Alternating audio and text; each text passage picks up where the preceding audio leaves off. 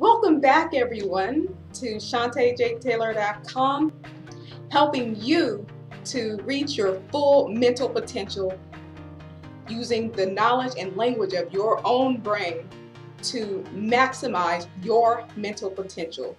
When we maximize our mental potential, we can soar to higher heights. We can feel good about ourselves. We can manage our emotions. We can become authentic leaders, and we can influence others to reach their mental potential. So let's get started. So hopefully by now you understand the three main parts of the brain.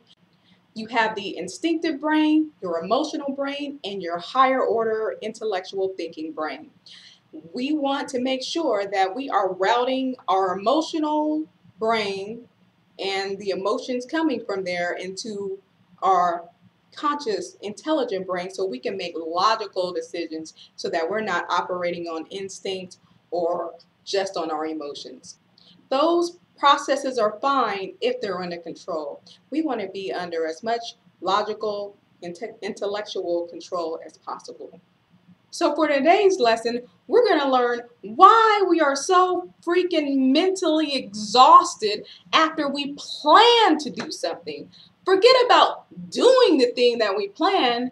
I know that on Sundays, I would set out some time to plan about what we would do for that day and the week. And, I wanted to be more in control of how I conducted myself in life versus letting life happen to me.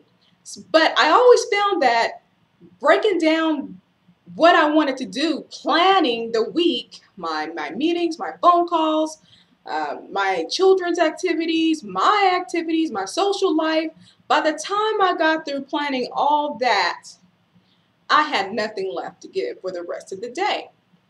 Well, it seemed like the rest of the day. And for years, I couldn't understand why. I just felt like, well, maybe it's something I ate, or didn't eat. Maybe I'm not taking in the right nutrients. Maybe it's water. Maybe I need to exercise. Yes, all those things are essential for brain power.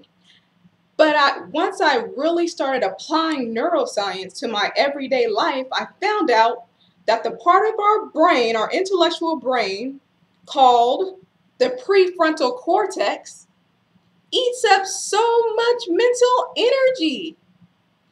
Now, take a look at the prefrontal cortex. It's just a layer at the very front of our intellectual brain. But it's so important for so many conscious intellectual activities, like our planning and our organization and our connections from the past to the present and to the future. It helps us to project forward, to visualize, to see what's ahead.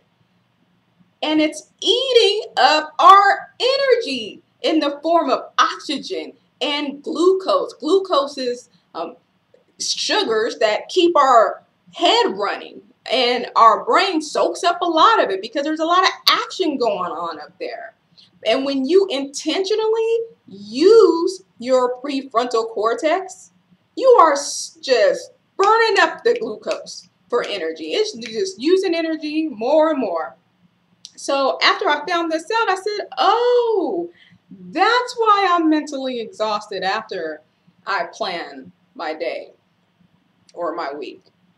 So we can call the prefrontal cortex the CEO of your brain, because what is a CEO? It's a leader. It sees ahead. It plans for the organization. It leads others. In our case, it's leading us in how we do things. It's organizing. It's planning.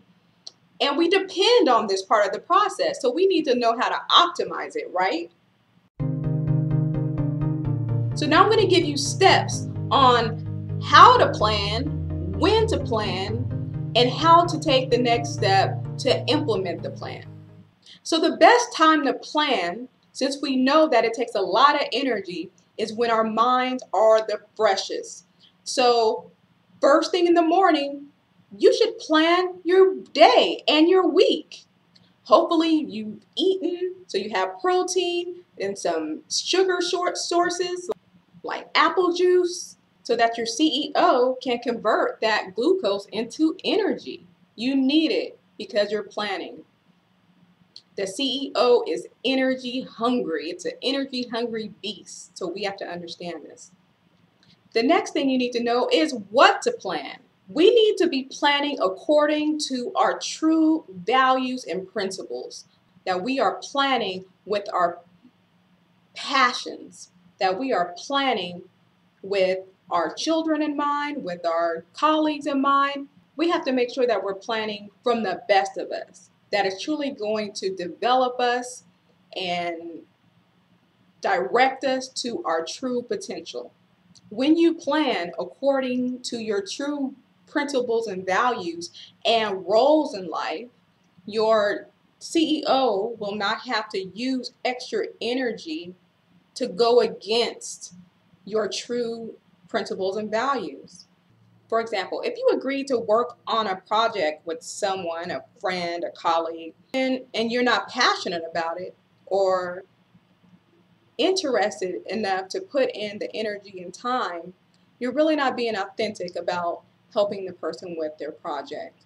And you need to really be honest with yourself, or you'll be forcing yourself into that situation. And this takes mental energy to inhibit those thoughts of really not wanting to help. So plan according to your true principles and values and according to your passion and purpose. The next thing you need to know is where to plan.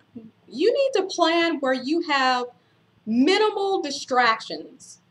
Something that will stimulate the senses, stimulate thoughts. Because the more distractions you have, the more, once again, your brain CEO is going to have to work hard to focus your attention on the task at hand. We don't want the CEO to work harder than it has to. So you want to work when the children are somewhere else, when you have an office door that's closed, when your email is not ping, ping, ping, ping, pinging away. Make sure that you are in the mental space to plan so that you can use all that energy, all your mental resources in the planning process. Because planning is important. If you don't plan, you will not reach your purpose, your goals, and ultimately your potential. But there is a way to plan. You need to know that planning is important for the brain, and it takes a lot of resources to do it. So with this in mind, you can now move forward. You know how the brain operates and how it utilizes resources in order to plan. You know the importance of planning. You know when to plan. You know how you should plan according to your true principles and values. And you know when to plan, where there is minimal distractions.